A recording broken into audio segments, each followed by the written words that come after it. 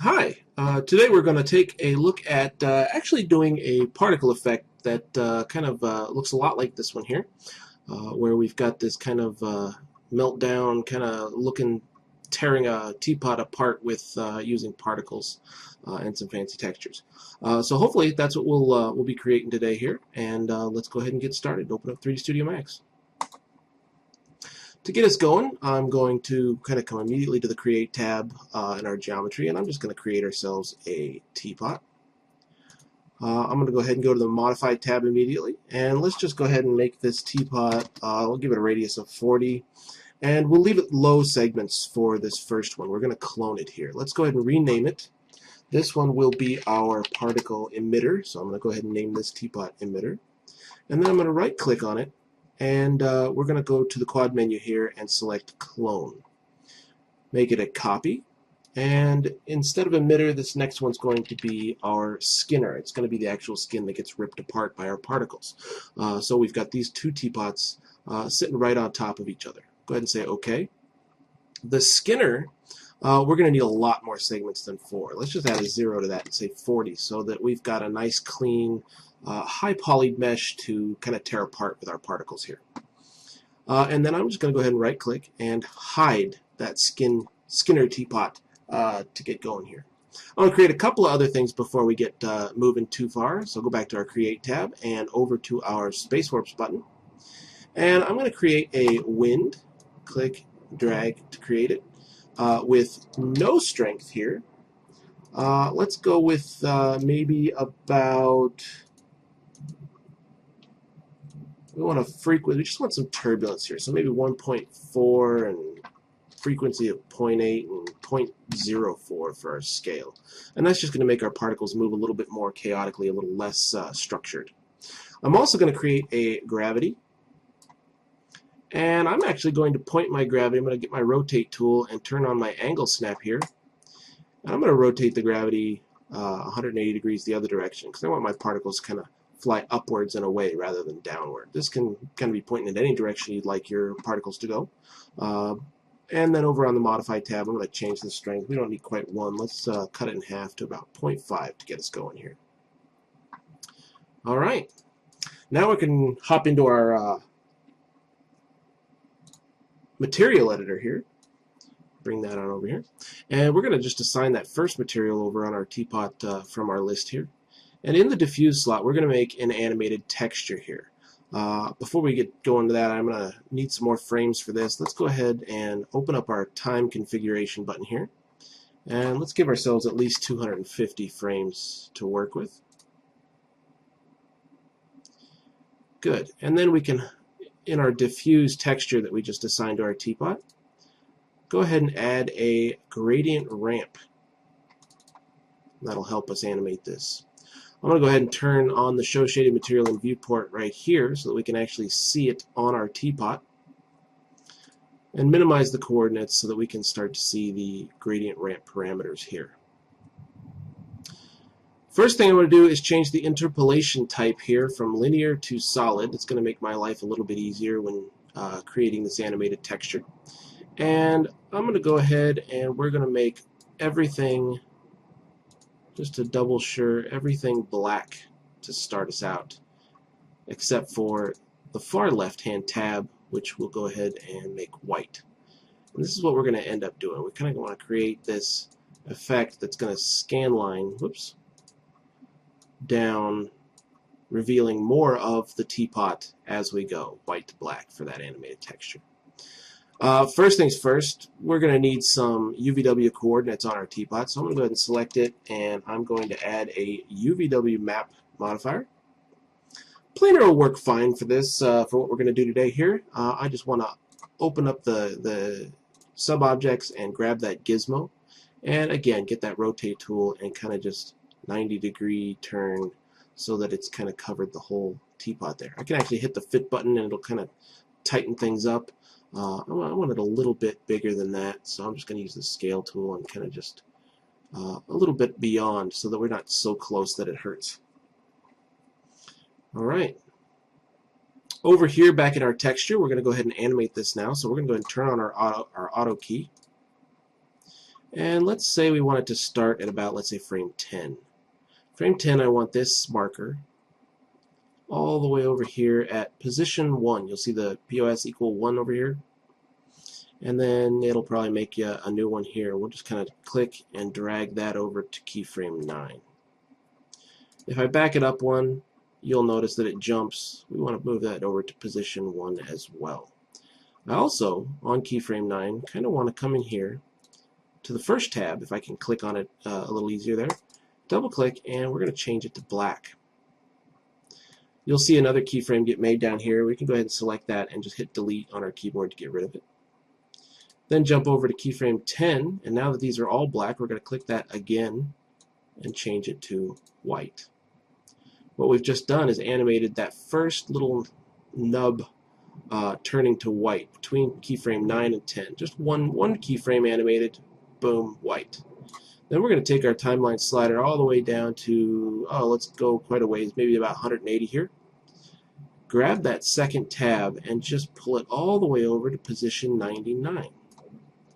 What we've just done here is animate that kind of slider to reveal the white on our teapot over that 180 frames there or so.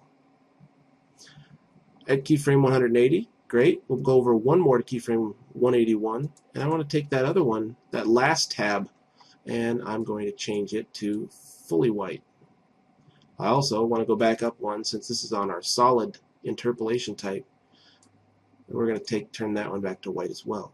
Then I'm going to back up one keyframe, and I want to turn that back to black again, that second tab. So that then, again, as it hits the back end, it just finishes off over one frame, turning the entire teapot to white. And this is our effect that we've got going here so far. Now, right now it's scanning from left to right.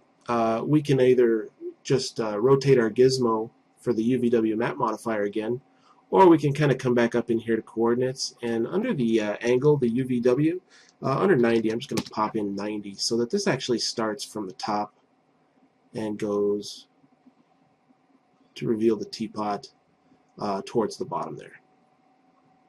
Okay, one more thing we can do just to add a little bit of interest, since this is a nice straight line here, is maybe we can add some noise. So under the amount here, I'm going to go with a 0.5 and maybe increase the size a little bit.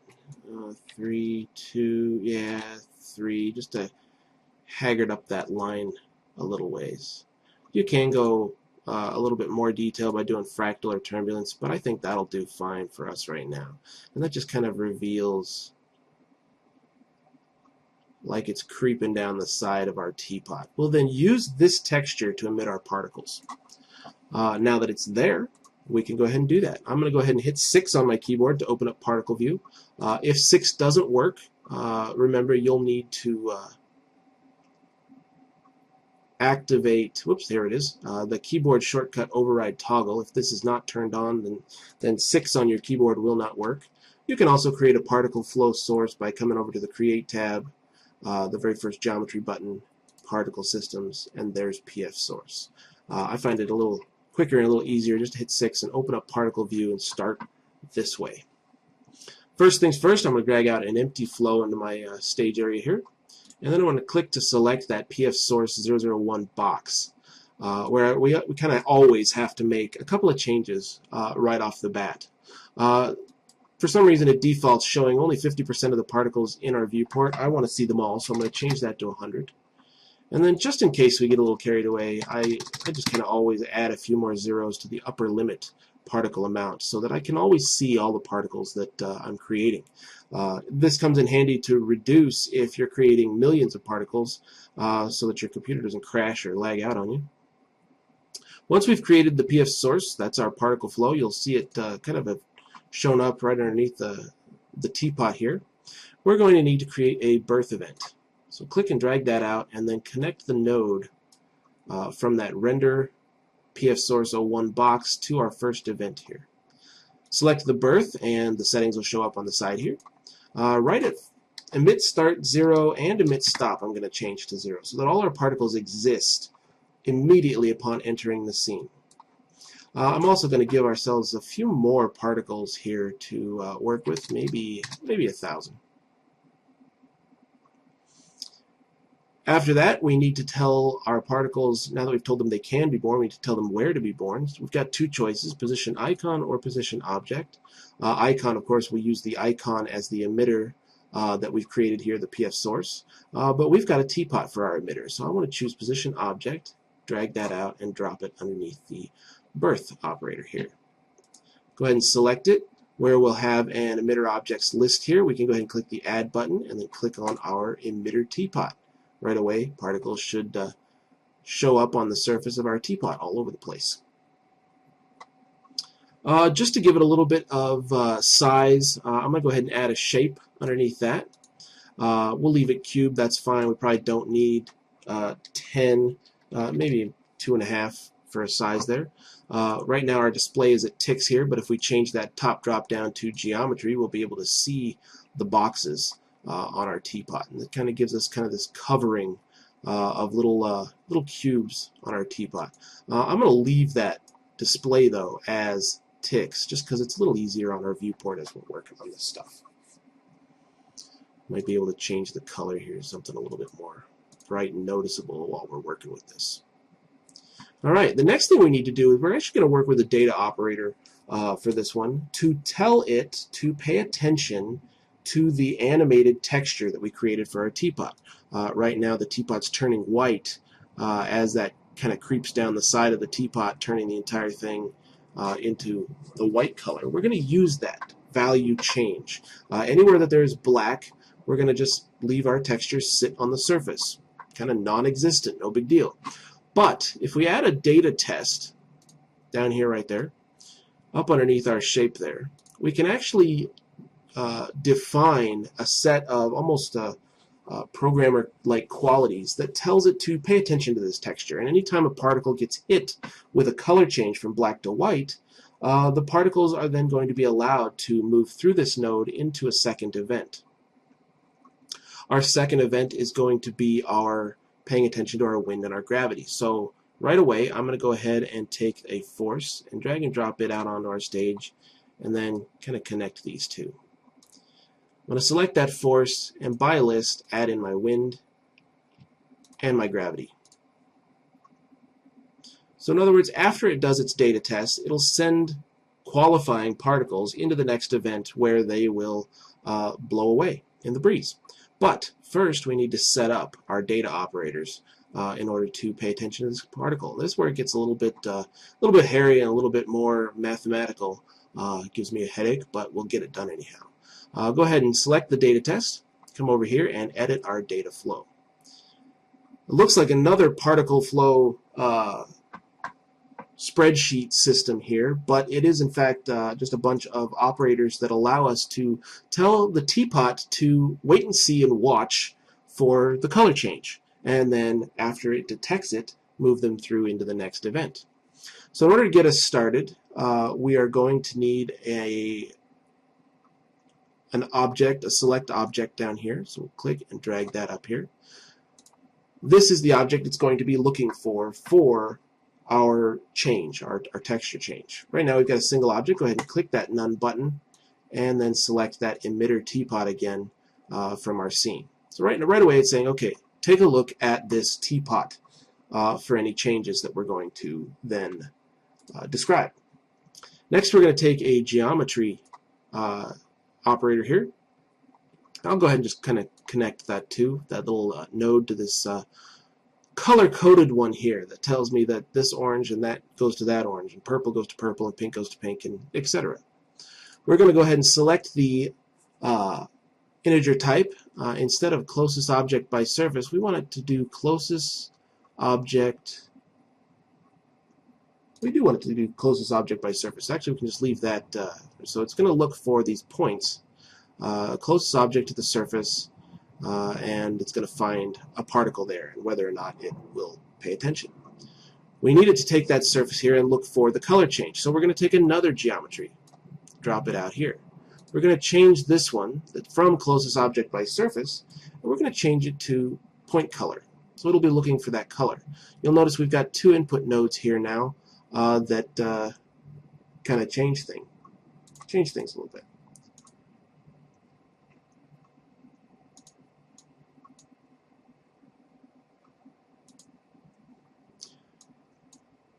So we're going to go ahead with point color. See, this isn't right. What am I changing here?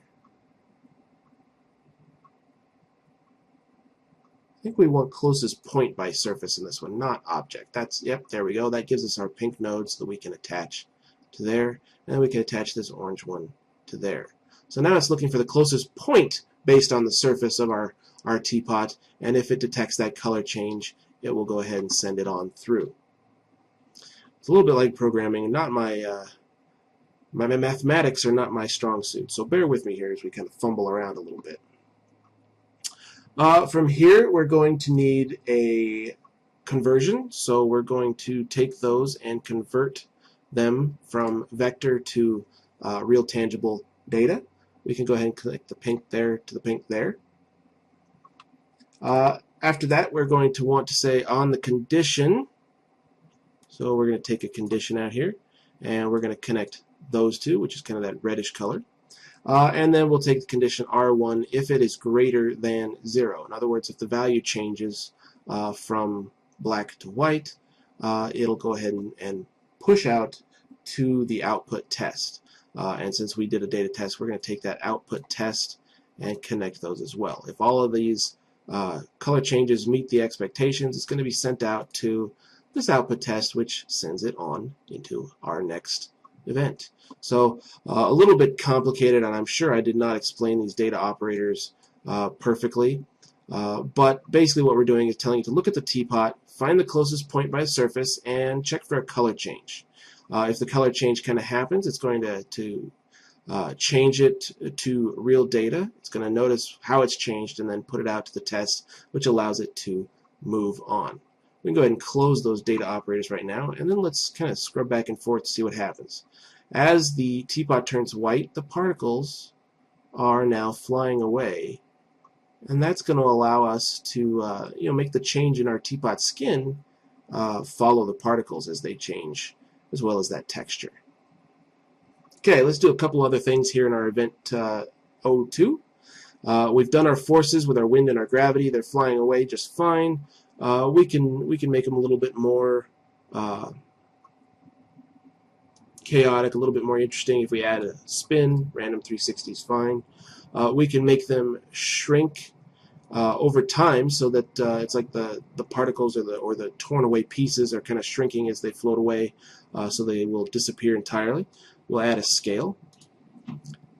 We'll go ahead and select that scale, and instead of overwrite once, we're going to go relative successive, and we'll change them to every frame we'll shrink them by 10% until they're basically gone. And then last but not least, we need to clean everything up, so we're going to add a delete operator, and we'll delete by particle age. We'll say you'll have a lifespan of 200, and maybe give or take 20 before you die out. And that just kind of cleans everything up so we don't have particles flying off into nowhere for the rest of eternity. It'll clean them up and they'll disappear after a while. Okay, so here we are. We can close our particles. As our teapot changes color, our particles fly away. Perfect. This teapot we can now actually select. I'm going to right click, go to the object properties, and I'm going to turn off the renderable. We don't need it to be renderable at all here. Say OK. So that when I do finally hit the render button, all we'll see here for right now is our particles, and we're going to hide those as well. I'm going to right click again out here in space here, and I want to unhide all so that I get that original teapot Skinner object with our 40 faces that we did back out here.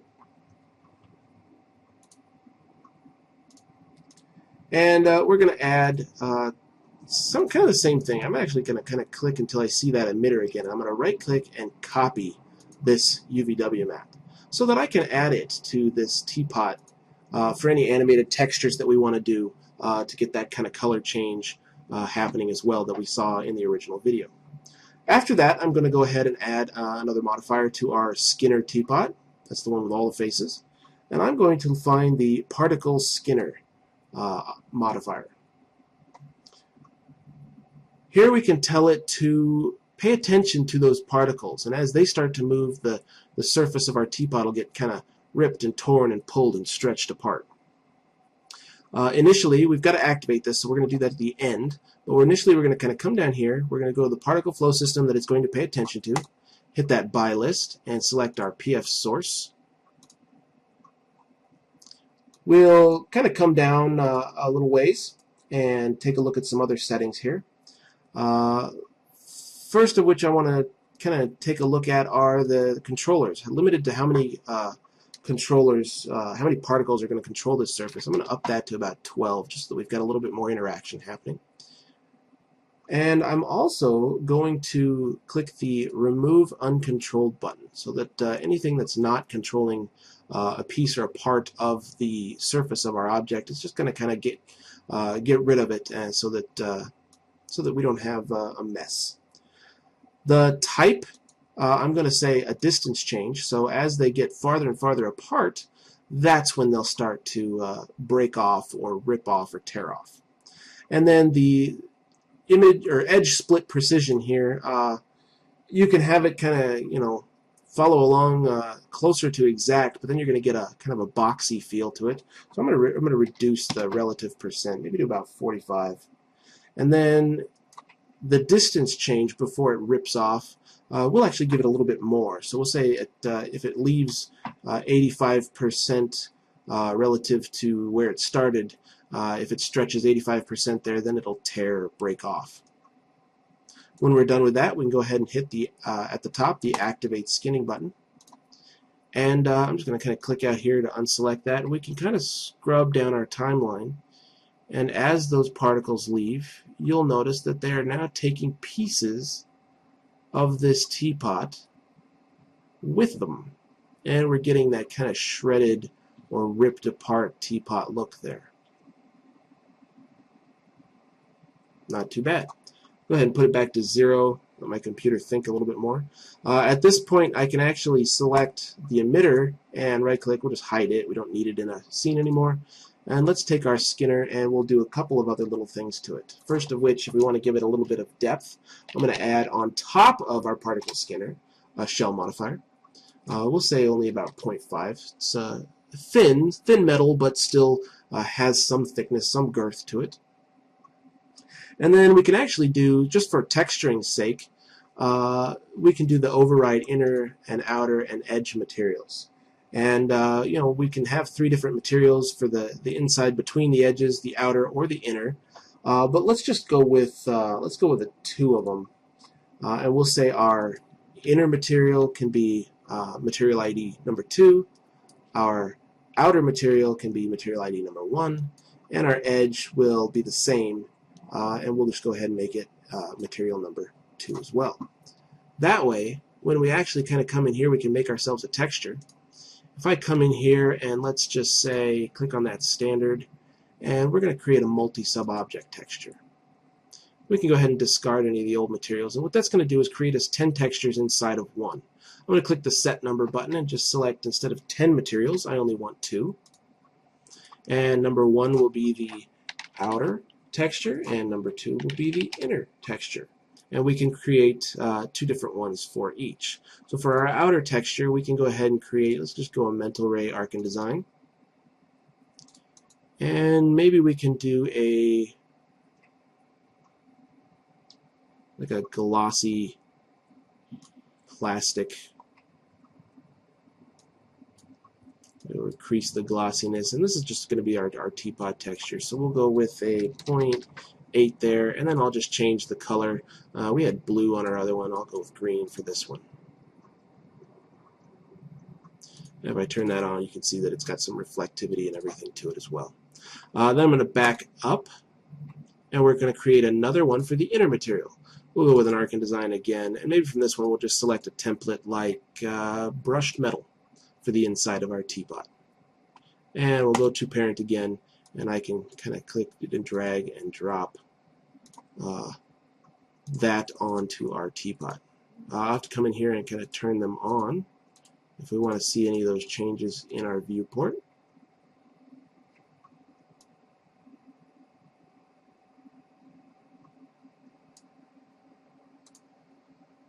They're not showing up here. Why aren't you showing up?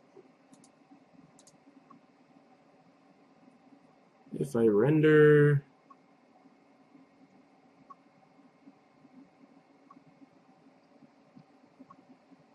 alright, so they are showing up in the render. So the inside is going to be that brushed metal look, and the outside is going to be our green colored painted teapot there.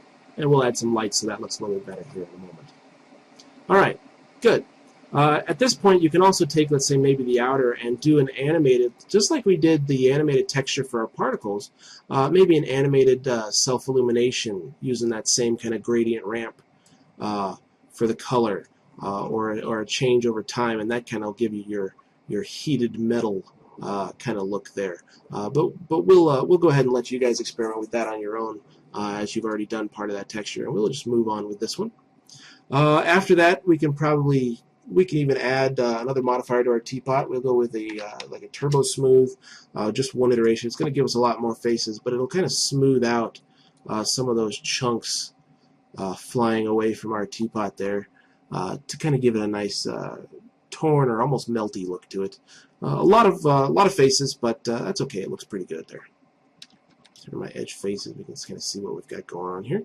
Good deal. At this point, we want to make sure that our particles are not renderable. The last time I rendered, you can see our little yellow boxes in there. We don't want those, so I'm going to hit 6 again, and I'm just going to kind of come up here to our render and click that render node to turn it off so that none of the particles will actually render. They still exist, but they won't render.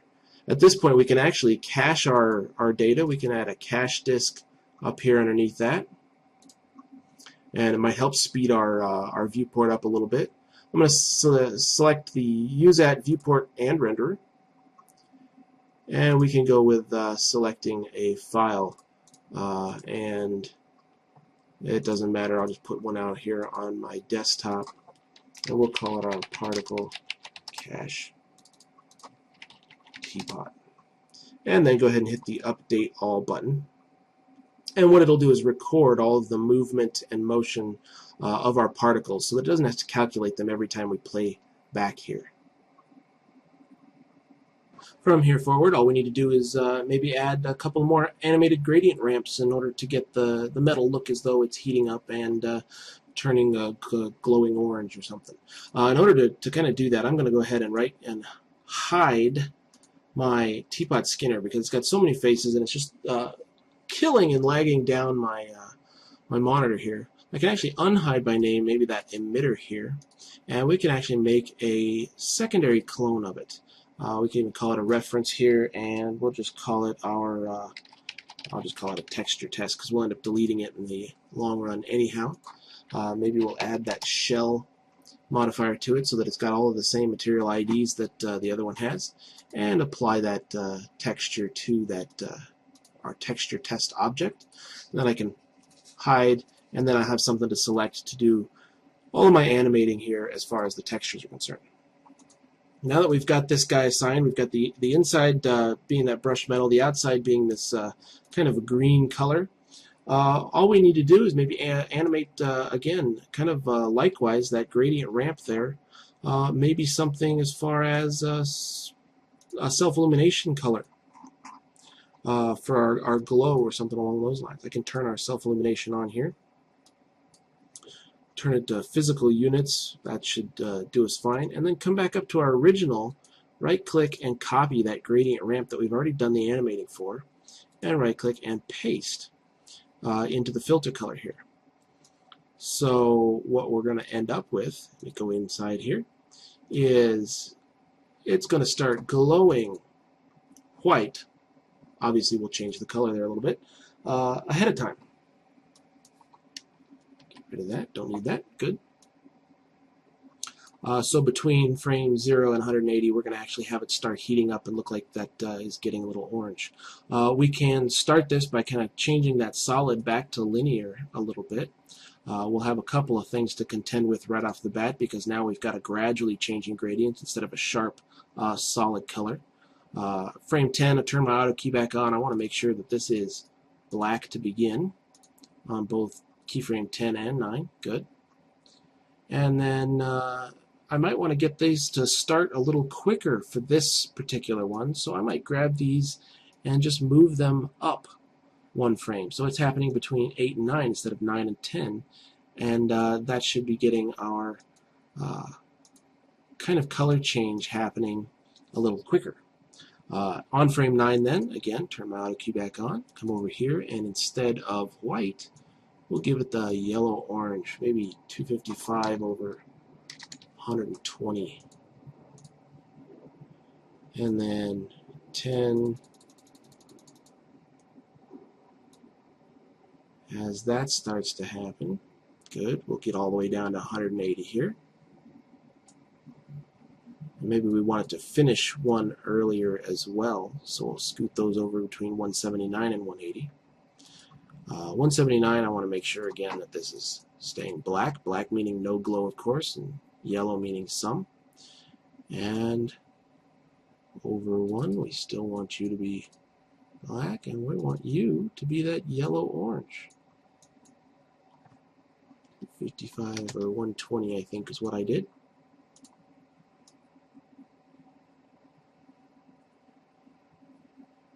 And then maybe we can even just pull these a little farther away so that that gradually finishes. I could add some more tabs and animate those, etc., but this should work okay for us for now.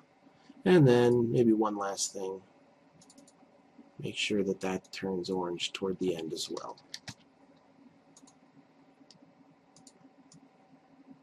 So all the metal gets heated up there a little bit. You see the example here is starting to get hot and glowing in the middle of our teapot. Now that we've animated that, we can actually just kind of turn off. Whoops, don't want to copy that. Delete our texture test, unhide by name again our Skinner, and one final animation test or render test here should show our teapot with some glowing orange edges as it now melts into eternity. Fiddle with the values and maybe add some animated tabs, reds and yellows, all you like, but that's the basic idea. And we'll call this one good for now. Okay, so now it has finished out our cache. Took a couple of minutes because I didn't hide the particle Skinner. If I had hidden it and then run the cache, it would have gone a little quicker, just for, you know, information for next time. Here's our final effect, and it is tearing our teapot apart fairly nicely here. Again, if I go ahead and hit the render button, we should not see our particles anymore. Just our teapot being torn to shreds with the kind of brushed metal on the interior and that green color on the outside. Anything further here, you know, at most we can add a couple of lights to our scene. We do a skylight.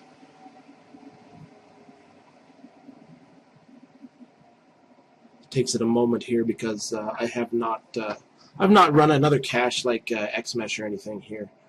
So if I put this back to 0, maybe it'll go a little quicker. And you know, just a light, just some very quick lighting so that we can actually see our shadows and everything that's happening in our final render. Okay, need to create a camera.